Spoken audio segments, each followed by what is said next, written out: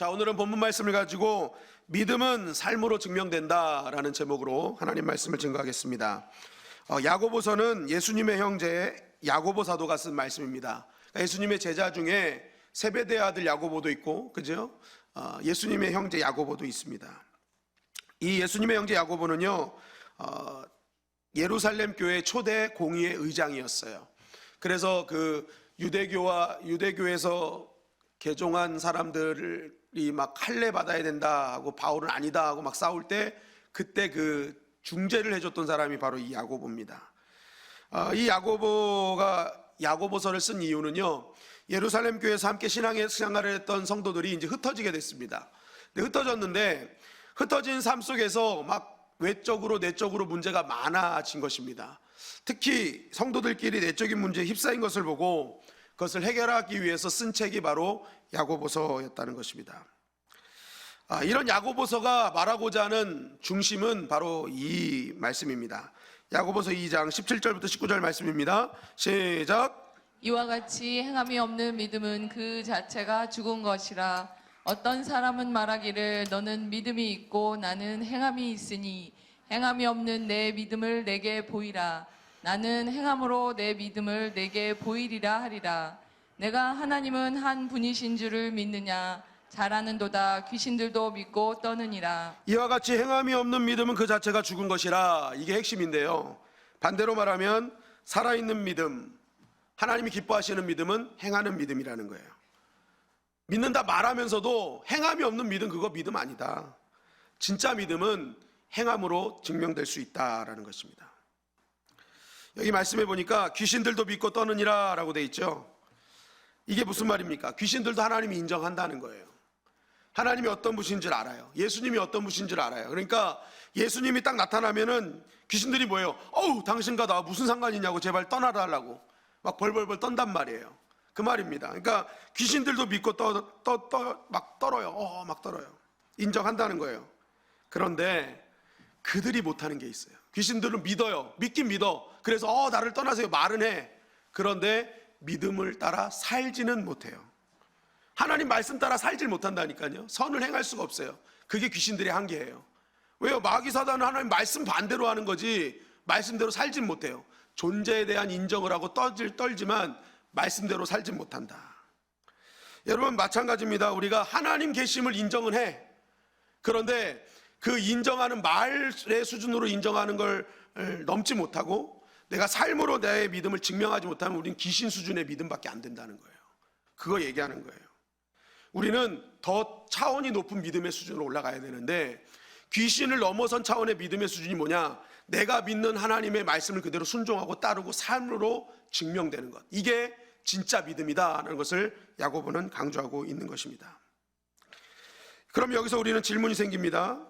바울은 율법의 행위가 아닌 오직 믿음으로 산다, 그게 믿음이다, 하나님 기뻐하시는 믿음이다 라고 얘기를 했는데, 그럼 야고보는 지금 진짜 믿음은 행함이 있는 믿음이어야 된다라고 얘기하면 이거 두 사람이 지금 대치되고 있는 거 아니냐.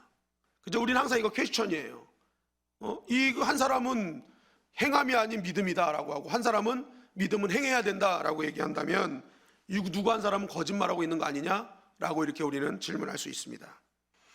근데 여러분, 우리가 이게 겉으로 보면요 분명히 서로 대치되는 것 같이 보이지만 실제적으로 이 속의 맥락을 가만히 보면요 이거는 서로 보완하고 있다라는 거예요.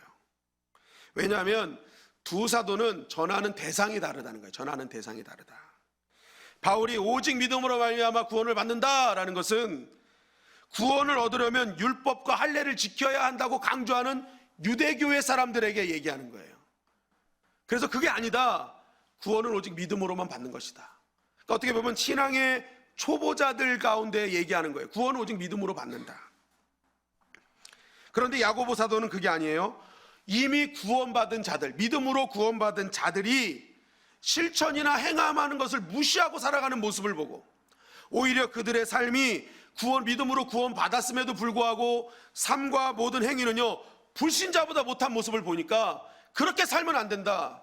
너희가 믿음으로 구원받았다면 이제 행함으로 증명해라 라는 거예요.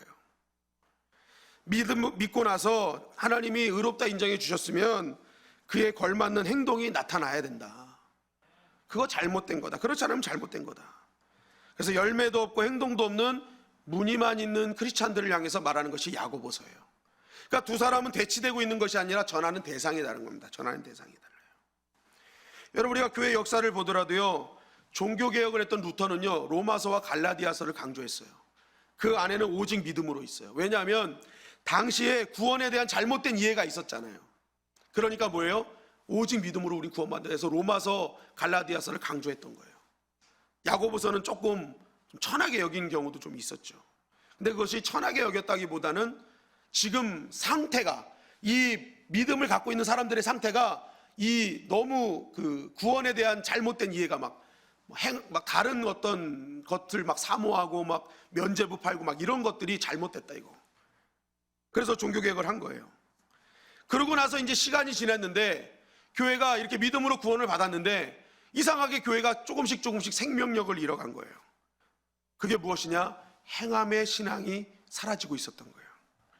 그래서 존 웨슬리가 나타나서 그 시대에는 야고보서를 강조한 거예요. 우리가 믿음으로 살았다면, 믿음으로 구원받았다면 이제 이 야고보서 말씀처럼 우리는 행함 있는 믿음을 대해야 된다 해서 존 웨슬리 목사님이 행함을 강조했던 거예요. 그래서 존 웨슬리 목사님이 창시한 게 감리교 아닙니까? 메소디스트. 그 열심쟁이들이란 뜻이에요. 그러니까 감리교의 그 신앙은요, 우리가 믿음이 있다면 이제는 행함으로 살자, 열심히 살자, 그것을 얘기하는 게 감리교의 신앙입니다. 그러니까 장로교와 감리교가 서로 다른 것 같아도 실제적으로는 보완하고 있는 거예요. 오직 믿음으로. 그럼 믿었다면 이젠 행함으로. 그죠? 여러분, 마찬가지로 지금 이 시간 우리가 믿음으로 구원을 얻었다면, 그것을 믿는다면 이제 우리가 해야 될 일이 뭐냐? 이제는 우리의 믿음을 삶으로 증명해야 된다는 거예요. 여러분, 오늘날 기독교의 약화는 무엇입니까? 하나님에 대한 지식이 없어서가 아니에요. 여러분, 요즘은요, 예전에는 성직자와 성도들 사이에 이런 하나님을 향한 지식의 차이가 너무 컸어요. 갭이 컸어요. 그래서 목사가 나와가지고 다 알려줘야 되고 다 해줘야 됐습니다. 그러나 지금은요, 유튜브만 탁 열면요, 오히려 목사보다 성도님들이 더 많이 아는 시대가 왔어요. 지식은요, 차고 넘쳐요. 수많은 교회에서 제자 양육하고 있어요. 조금만 노력하면요, 우리는 얼마든지 지식을 얻을 수 있어요. 그럼에도 불구하고 왜 교회가 생명을 잃어가고 기독교가 약화됩니까? 그것은 지식이 없어서가 아니에요. 행함이 없기 때문에 그렇습니다. 여러분, 점점 행함의 믿음이 사라져가고 지식의 믿음만 쌓여가는 이 시대에 하나님과 이 시대가 찾는 믿음의 사람은 누굴까요? 하나님에 대해 아는 사람? 하나님은 일어나는 정보를 주는 사람? 그렇지 않아요. 하나님에 대해서는 잘 몰라. 알지도 못해. 하나님의 엘로힘이란 것도 몰라. 그렇지만 그 삶 속에 나의 삶의 현장에서 조금이라도 하나님의 말씀이 이런 것이라는 것을 믿음으로 실천하는 그 사람을요, 오늘 하나님이 찾으시고 이 땅에 믿지 않는 모든 불신자들이 그러한 사람에게 집중하고 있다는 사실입니다. 여러분, 우리의 교회가요, 지식이 있는 교회가 아니라 행함이 있는 교회가 되기를 주님의 이름으로 간절히 축원합니다. 어떤 교회에 집중하냐? 행함 있는 믿음 있는 교회에 집중한다는 거예요. 여러분, 성경을 보면요, 믿음에 대한 평가가 다 다른 것을 우리는 알게 되죠. 마태복음 15장 28절에 보니까 여자여 내 믿음이 크도다. 주님이 말씀하세요. 너 믿음 참 크다. 따랐습니다. 믿음은 보인다. 네, 믿음 보여요. 예수님 그러잖아요. 내 믿음 크도다. 너 믿음 참 크게 내 눈에 보인다. 마태복음 6장 30절에 보니까 믿음이 작은 자들아 라고 있어요. 여러분, 주님이 보실 때요, 큰 믿음이 있고 작은 믿음이 있는 거예요. 골로새서 2장 5절 하반절에 보니까 너희의 믿음이 굳건한 것을 기쁘게 봄이라. 뭐요? 굳건한 믿음이 있다는 거예요. 굳건한 믿음이 보여요. 근데 로마서 14장 1절에 보니까 믿음이 연약한 자를 너희가 받되. 굳건한 믿음이 있는 반면 연약한 믿음도 있다. 디모데후서 1장 5절 상반절에 보니까 내 속에 거짓이 없는 믿음이 있음을. 거짓 없는 믿음이 있어요. 근데 디모데전서 1장 19절 하반절에 보니까 그 믿음에 관하여는 파선하였느니라.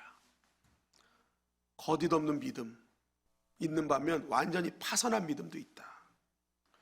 여러분, 성경에 보면요, 우리가 다 같이 똑같이 앉아서 예배드리지만 하나님이 보시는 믿음의 상태는 다 다르다니까요. 여러분, 우리는 하나님이 인정하시는 믿음의 수준으로 올라가시기를 주님의 이름으로 간절히 축원합니다.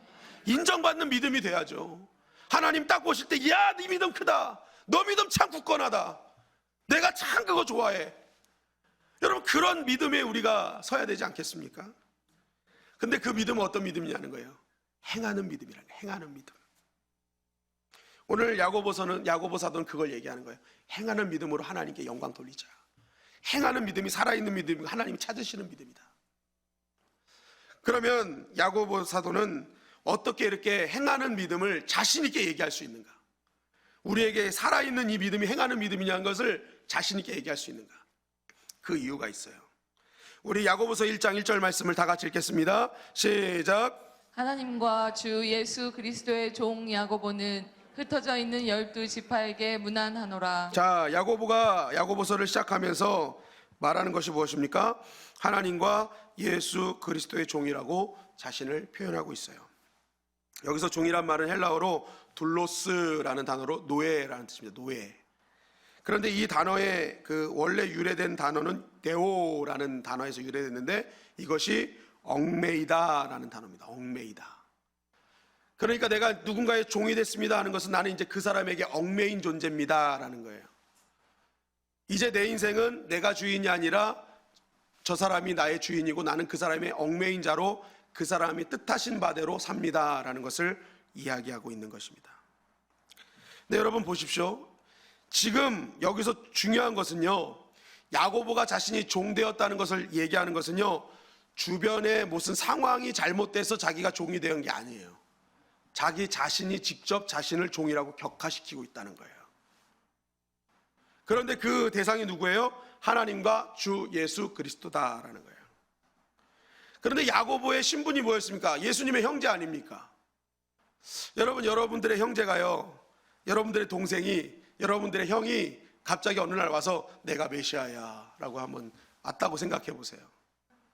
네? 내가 메시아야, 나 너희 구원할 거야. 여러분 믿어지십니까? 안 믿어지세요? 믿어지세요. 그러면 여러분들의 남편이 내가 메시아야 하고 나타났다고 생각해 보세요. 네?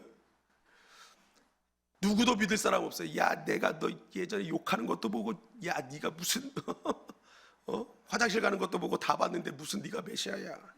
응? 아무도 인정해 줄 사람이 없습니다. 야고보도 그랬잖아요. 예수님 오셨을 때 배척했잖아요. 그런데 갑자기 이 야고보가요, 자신의 형제를 향해서 나는 이제 내 형제의 종이 되겠다고 얘기를 하는 거예요.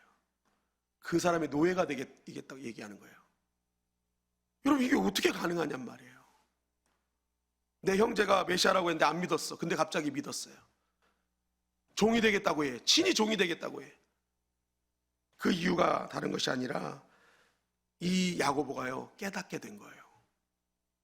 나의 형제로 왔던 그 예수 그리스도가 진정한 메시아였고, 그 메시아가 준 은혜, 그 메시아를 보내신 하나님이 주신 은혜를 깨달아 버린 것입니다. 그 은혜를 다 깨닫게 되니까 이게 나의 형제가 아니에요. 그때부터는 내 형제가 아니라 진짜 메시아구나. 그래서 뭐예요? 자신을 친히 격화시키면서 나는 그 예수 그리스도의 종이 되겠습니다.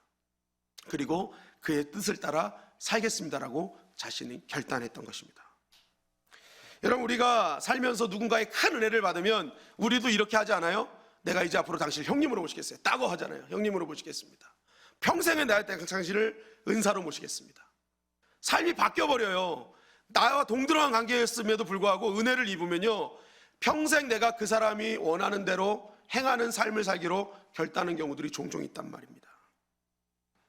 여러분, 믿음의 선진들이 왜 하나님을 따르며 살았을까요?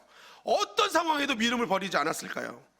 고난과 핍박의 현장에도 합당한 삶을 살았던 것은요, 그 은혜를 알았기 때문에 그래요.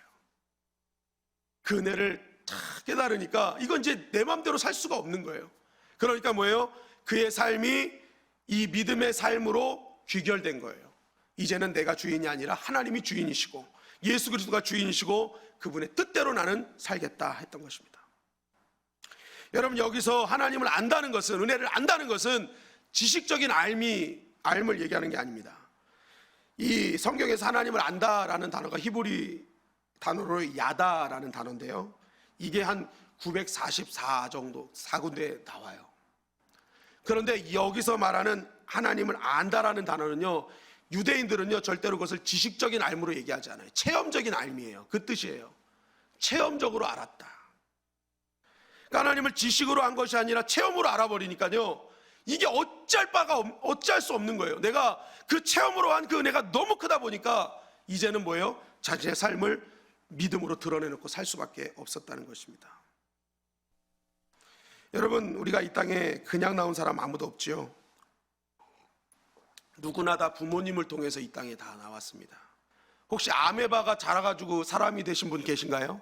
예? 아메바가 자라가지고 내가 원숭이에 있다가 갇혔다가 다시 사람이 돼서 나왔다. 아무도 없으시잖아요. 다 부모를 통해서 이 땅에 왔습니다. 그래서요, 누구나 부모에 대한 고마움으로 살아가고야 됩니다. 여러분, 근데 제가 인생을 살면서 진짜 부모님께 너무너무 그러니까 이전에 그냥 고마움과 감사의 수준이 아니라 진짜 너무너무 감사하다라고 생각했던 순간이 두 군데가 있는데, 첫째는 군대에 있을 때고요. 둘째는 제가 부모가 됐을 때였습니다. 이 군대에 있을 때요, 정말 신교대에서 개고생하면서 이 부모의 품이 참 고마운 거구나, 그때 깨달아요. 제가 신교대 조교 출신이잖아요. 그러면요, 진짜 힘든 훈련한 다음에 훈련병들을 다 눕혀요. 눕힌 다음에 자, 지금부터 어버이 은혜 부른다, 어머니 은혜 부른다. 그러면요, 누워가지고 하늘 쳐다보면서 이제 나 실제 괴로움 다 잊으시고 목은 다 쉬어가지고 이제 부르기 시작합니다. 기르실 제 밤낮으로 애쓰는 마음, 진자리 마른 자리 갈아넣으시며 손발이 다닳도록 고생하시네 하면서, 이때쯤 되면 막 아이들이 막 엉엉 울어요. 막 감정이 북받쳐가지고 막 울어요. 그러니까 너무 북받치니까 그 뒤에 가사를요, 고마워라 스승의 사랑, 이렇게 나와요. 아마 군대 갔다 온 분들 다 아실 거예요, 그죠? 예, 대부분 어버이 은혜로 시작해서 갑자기 잊지도 않은 스승의 은혜로 끝내버려요. 예. 너무 감정이 북받치니까 그렇게 노래가 나와. 그러니까 제가 군대에 있을 때 참 그 부모님의 품이 참 감사했구나, 이게 깨달아요. 근데 이 군대에 있을 때보다 더 깨달았던 애가 언제냐면 바로 제가 부모가 됐을 때였습니다. 여러분, 이게 부모가 딱 되고 나니까요, 군대에 있을 때는 뭐 가사의 의미도 모르고 그냥 내 자신이 불편하니까, 지금 상황이 불편하니까 그거에 한이 맺혀서 우는 경우가 많거든요. 그런데 부모가 되니까요, 그때서야 진짜 그 가사의 의미를 알겠더라고요. 진자리 마른 자리 갈아넣으시며. 여러분, 진자리가 뭐예요? 똥 넣고 오줌 넣고 막 이게 막 불편한 자리 아닙니까? 그 진자리를 어떻게 해요? 이 부모는요, 어떻게 해서든지 자신의 모든 걸 다해서 자녀들을요 마른 자리로 옮겨놓길 원하는 거예요. 그게 부모의 마음 아닙니까? 제가 진자리에서 마른 자리를 이렇게 아이를 옮기면서 그때 깨달은 거예요. 나를 이렇게 키우셨구나. 진짜 부모님이 나를 진자리에서 마른 자리로 이렇게 옮겨 놓으셨기에 지금의 내가 있구나라는 것을 그때서야 깨닫게 되는 거예요. 그래서 그 은혜를 지식적으로 알 때는요, 그냥 뭐 전화 한 통해서 엄마 고마워요, 뭐 돈 보냈어요 하고 이 정도로 끝나는 이 정도였지만, 이 진짜 몸으로 딱 알게 됐을 경우에는요, 그 돈으로 해결할 수 없는 진정한 깊고도 넓은 어떤 사랑의 표현들이 이렇게 나오는 것을 보게 됩니다. 그리고 자녀된 자로서 그 은혜에 감사해서 그 은혜를 주신 부모님께 순종하려고 이렇게 노력을 하죠. 여러분, 마찬가지로 하나님의 은혜를 직접 경험한 자들은요, 나를 진자리에서 마른 자리를 이끌어 가시는 그 하나님의 은혜를 몸소 경험한 자는요, 어떻게 해요? 그 은혜가 너무나 큰 걸 알기 때문에, 그 사랑이 큰 걸 알기 때문에 뭐예요? 나의 삶을 변화시킬 수밖에 없는 거예요. 여러분, 나를 향한 하나님의 사랑은 어떤 사랑입니까? 자식을 내어준 사랑 아니에요? 자식? 부모는요, 여러분, 자식이 아프고 자식이 힘들면 너무너무 힘들잖아요. 제가 이제 저희 큰아들 초등학교 때 일인데요, 아빠랑 공놀이 한다고 이제 학교 가자 그래서 동생과 함께 이렇게 근처 중학교를 갔습니다. 가가지고 이제 아이들이랑 신나게 놀아주고, 이제 야 너희들은 저쪽에서 놀아 한 다음에 저는 교회 집사님과 이렇게 야구공, 진짜 야구공으로 캐치볼을 했어요. 그런데 이 캐치볼을 하는데 정말 이제 하다 보면 이제 강도가 세지잖아요. 이렇게 쭉쭉 하는데 제가 이렇게 이제 온 힘을 다해서 이렇게 해서 싹하고 딱 던졌는데 이게 그 집사님의 글러브를 맞고 공이 휘었어요. 이렇게 딱 휘어졌는데 정확하게 간 게 저희 큰아들 얼굴로 갔어요. 정확하게 뻑 소리가 나더니 그냥 아이는 거의 뭐 소리도 거의 못 지르는 상태에서 그냥 그 자리에 폴썩 주저앉는 거예요. 얼마나 놀랐는지. 물론 나중에는 야, 이 공이 다른 애 안 맞췄으니 진짜 다행이다 그 생각은 했지만, 이게 하나의 은혜입니다 했지만, 이게 그 아이를 맞추는 순간 그냥 저도 모르게 제 몸이요 순간적으로 반응해가지고 이 아이에게 막 달려간 거예요. 달려갔더니 애는 거의 뭐 부르르 떨면서 눈은 이만큼 부어있죠. 피는 막 철철 나죠. 그래가지고 이 아이를 보자마자 들고 뛴 거예요. 들고 뛰어가지고 길 이제 건너가지고 택시를 잡았어요. 뭐 말도 필요 없어. 아저씨 응급실! 그랬어요. 아저씨 응급실. 그랬더니요 이 아저씨가요 뒤를 딱 쳐다보는데 애를 안고 있는데 애의 눈에서 막 피가 철철 나는 거예요. 그러니까 이 아저씨가요 어떻게 하느냐고 그때부터 밟기 시작하는데 중앙선 침범, 신호 위반 해가지고 정말 짧은 시간에 대학병원 응급실까지 딱 데려다 준 거예요. 너무 고마워가지고 제가 지갑에 있는 돈을 다 주고 거슴돈을 안 받고 그냥 나왔어요. 근데 나중에 지갑에 있는 돈이 몇 천 원 안 되더라고요. 그래서 근데 어쨌든 다 주고 왔어요. 저는 너무 고마워가지고. 근데 그 아저씨가 저를 잡으러 오지도 않아요. 왜냐하면 너무 급하니까. 그리고 나서 이제 애를 응급실에 딱 내려놓고 이제 한숨 돌리다가 딱 생각했는데 갑자기 둘째가 생각이 나는 거예요. 이거 유치원도 안 간 놈, 유치원 다니는 놈이고 놓고 왔다. 야 이제 큰일 났다. 이제 얘 데려나고 나니까 이제 둘째가 생각이 나는 거예요. 야 이거 큰일 났다. 이거 어떡하지? 딱 그런데 그러면서 제가 이거 어떡하자고 고개를 딱 숙였는데 밑에서 이렇게 엎드려가지고 하고 둘째 녀석이 막 숨을 쉬고 있는 거예요.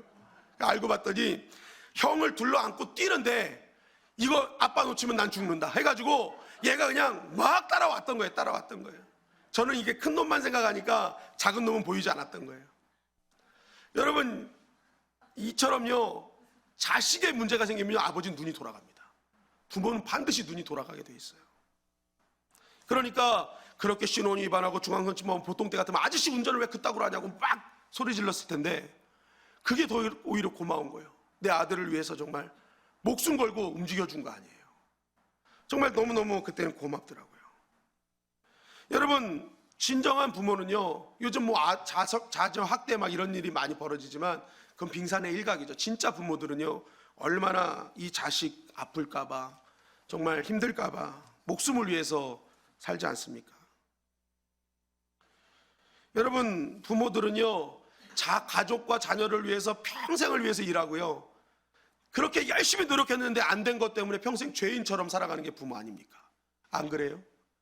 그 너무 속상하니까 때로는 자녀들에게 너무 속상하니까 표현이 잘못돼서 자녀들과 오해가 있을 뿐이지 실제적으로는 그게 본심은 아니란 말이에요.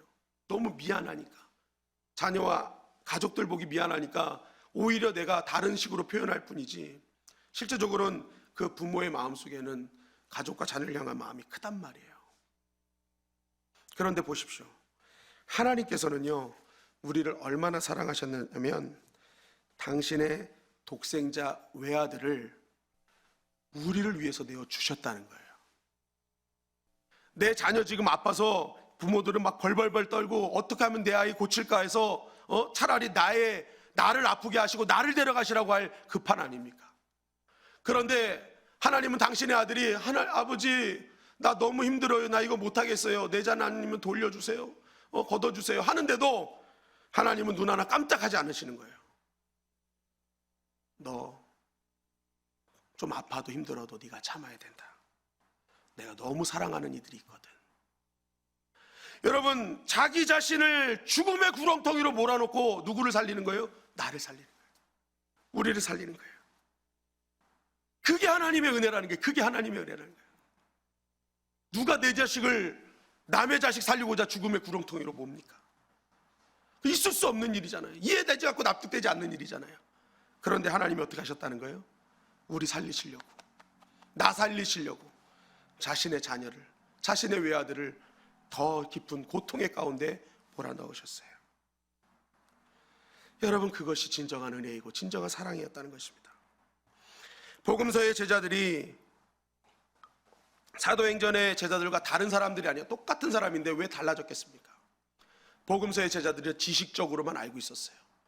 이 땅에 오실 메시아는 우리의 인생의 문제 해결하고 이 로마 제국에서 해방시켜줄 그러한 정치적 메시아로 지식적으로 알고 있었어요. 그런데 실제적으로 예수님이 이 땅에 오셔서 제자들에게 보여주신 진정한 메시아의 모습은 이 땅에서의 문제 해결이 그 이상의 것을 보여주신 거예요. 영원한 생명, 자신이 십자가를 대신 지심으로 우리를 구원하시는 진짜 메시아를 보게 된 것입니다. 그것을 깨달으니까 복음서의 제자와 사도행전의 제자는 다르지 않아요. 그런데 복음서의 제자들은요, 십자가에 얽혀가지고 괜히 자신도 죽을까 봐 다 도망갔어요. 그런데 사도행전의 제자들은 십자가 때문에 죽음을 선택하는 자들로 바뀌었다는 거예요. 왜 그렇습니까? 은혜를 체험했기 때문에, 진짜 은혜가 무엇인지를 알았기 때문에.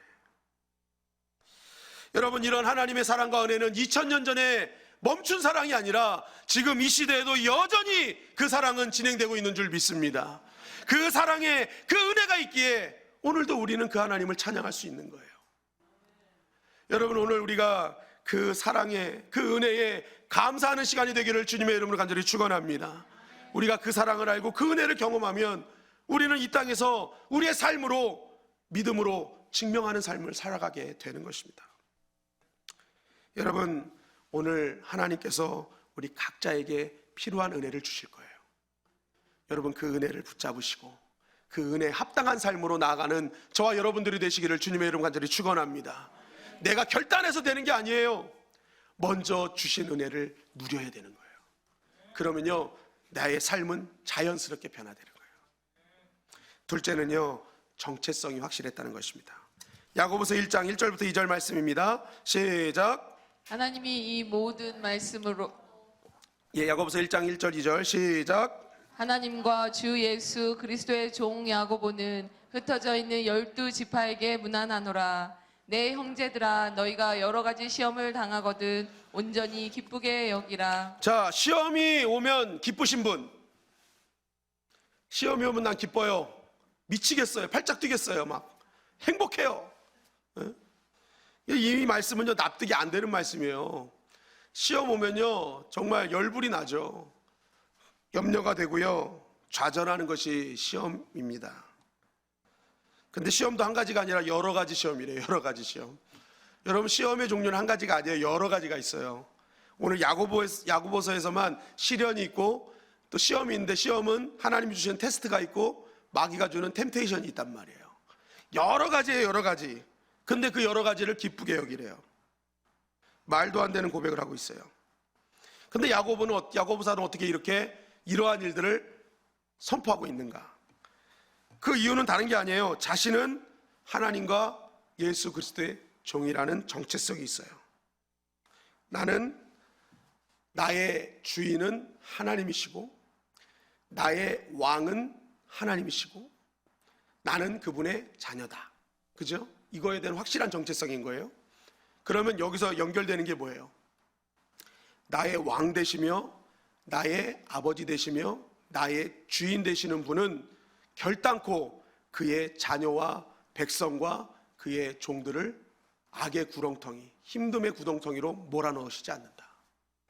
반드시 아버지 되신 분, 나의 왕 되신 분, 나의 주인 되신 분은 당신의 자녀들을 반드시 건지시고 책임져 주신다라는 그 정체성이 이 안에 있다는 것입니다.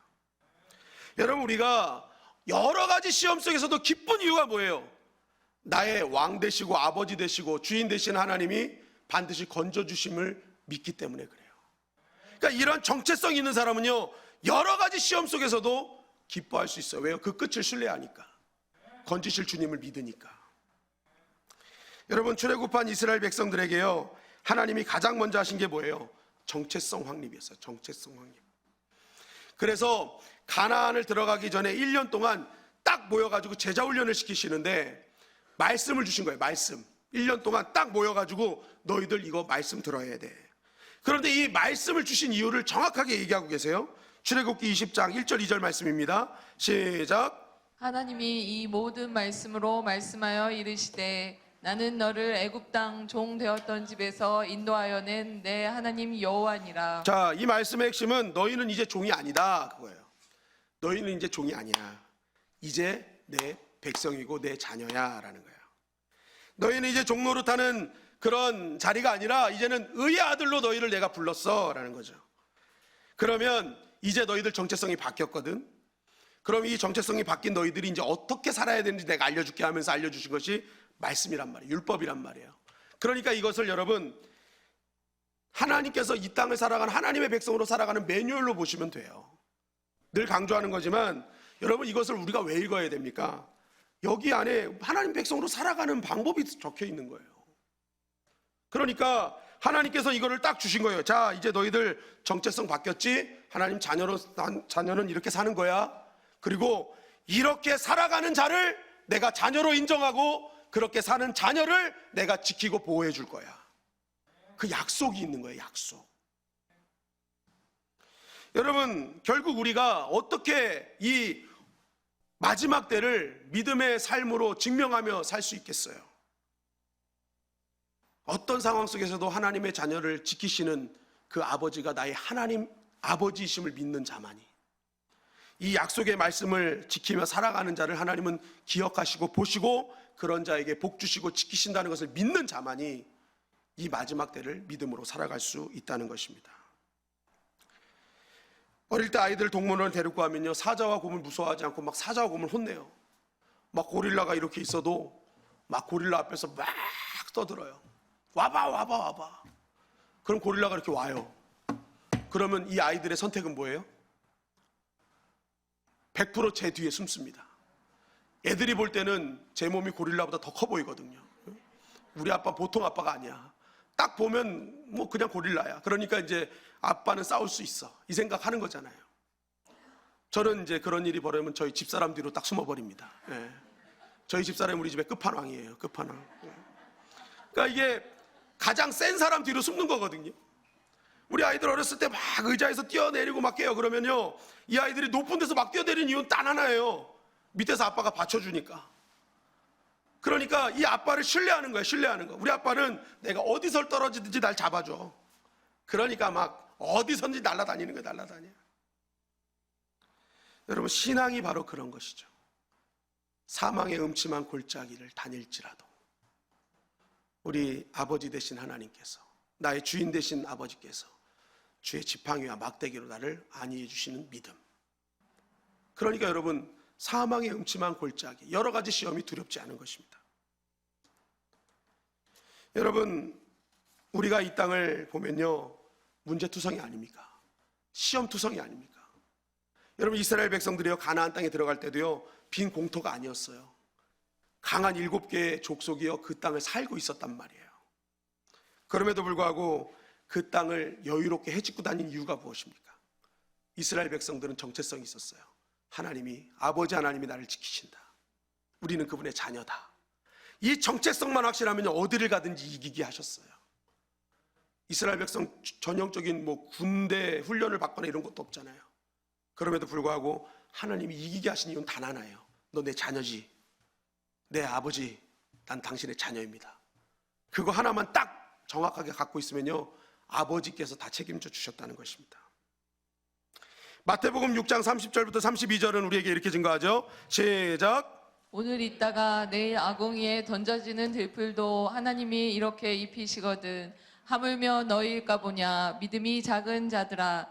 그러므로 염려하여 이르기를 무엇을 먹을까, 무엇을 마실까, 무엇을 입을까 하지 말라. 이는 다 이방인들이 구하는 것이라. 너희 하늘 아버지께서 이 모든 것이 너희에게 있어야 할 줄을 아시느니라. 자, 여기서 보면 예수님이 딱 우리에게 던져주시는 화두가 뭐예요? 여러분 뭔 것 같으세요? 우리가 너무 잘 아는 말씀이잖아요. 예수님이 여러분 여기서 우리에게 딱 보내주시는 화두, 던져주시는 화두는 단 하나예요. 하늘 아버지예요. 하늘 아버지. 우리에게는 누가 계시다는 거예요? 하늘 아버지가 계시다는 거예요. 근데 보세요, 내일 아궁이에 던져지는 들풀도 하나님이, 아버지라고 하지 않아요. 들풀들에게는 하나님이에요. 하나님. 들풀이나 이방인들에게는 그냥 하나님이라는 존재예요. 근데 그런 하나님이라고 인정하는 존재들도 입혀주셔. 하물며 너희들에게는 하나님 아버지인데 그 아버지가 너희 책임져 주지 않겠냐? 왜 그거 안 믿냐? 그거 말씀하시는 거예요. 너희들은 존재 자체가 달라. 하나님은 모든 것들에게는 그냥 하나님으로 자리하고 계시지만 너희들에게는 친히 아버지가 되어주셔서 너희와 함께 계셔. 주님이 말씀하시는 화두는 그거예요. 왜 이렇게 못 믿어? 왜 이렇게 아버지 되신 하나님 못 믿어? 이미 다 알고 계시고 다 책임져 주실 그 하나님 아버지를 왜 못 믿어? 너희에게는 그저 하나님이라는 존재가 아니라 아버지로서 너희들과 함께 하신다. 그러니 뭐예요? 염려하지 말라는 거예요. 그러니 너를 책임질 그 하나님 바라보라는 거예요.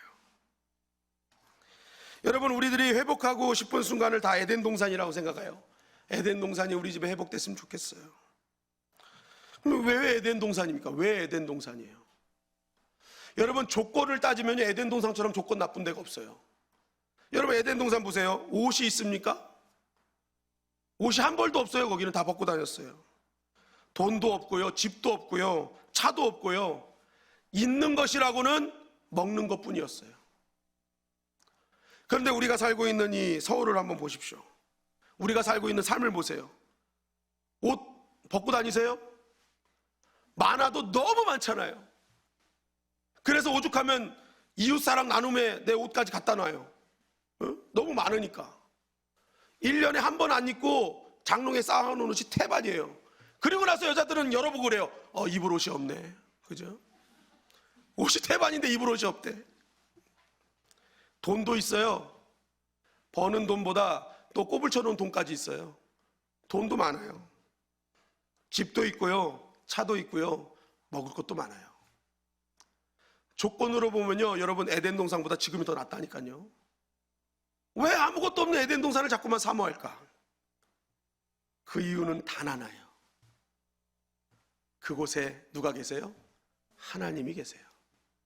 아무리 조건으로 채워도 채워지지 않는 나를 완벽하게 채우실 하나님이 에덴 동산에 계세요. 그 차이예요, 여러분. 그래서 우리는 조건 따라 살면요, 우리 인생은 계속 갈급한 거예요. 계속 목마른 거예요. 왜요? 그거 아무리 채워봤자 한계가 있거든요. 다른 걸로 바꿔봤자 한계가 있어요. 왜요? 우리 안에 진짜 계셔야 될 분이 안 계시기 때문에. 그래서 여러분, 많은 것을 채워도 하나님이 안 계시면요, 그 에덴 동산은 지옥이 되는 거예요. 그러나 아무것도 없어도, 내가 조건이 아무것도 없어도 내 안에 누가 채워주시면?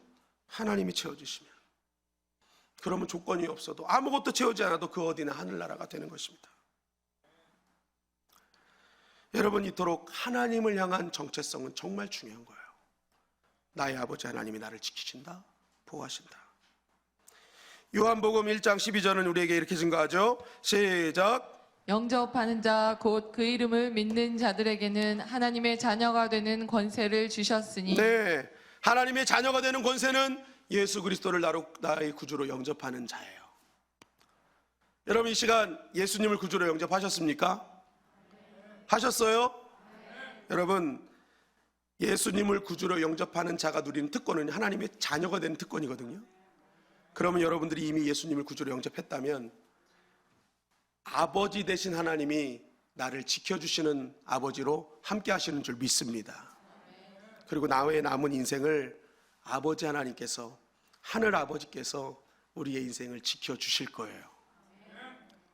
그것을 신뢰하고 사는 것이 믿음의 삶이고, 그것을 신뢰하는 자들만이 이 땅에서 여러 가지 시험 속에서도 삶을 믿음으로 증명하며 살아갈 수 있다는 것입니다.